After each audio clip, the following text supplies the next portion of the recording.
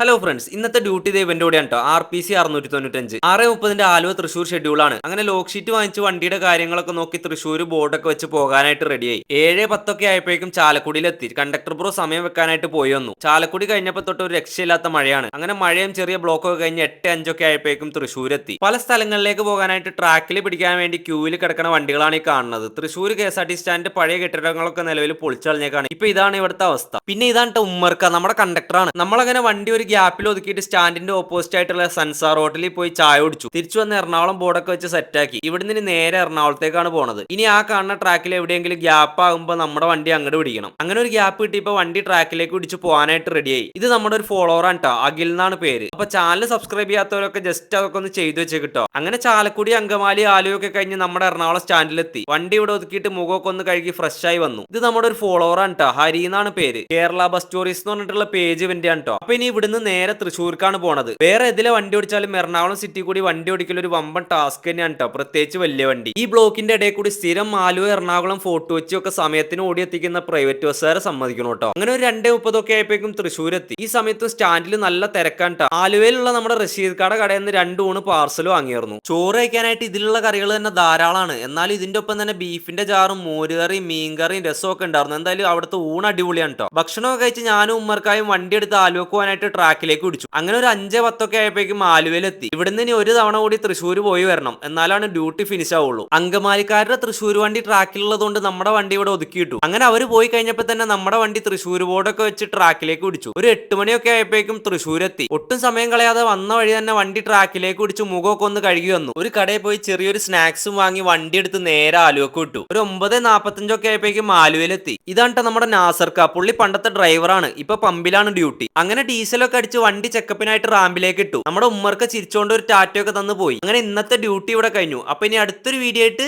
വീണ്ടും കാണാം.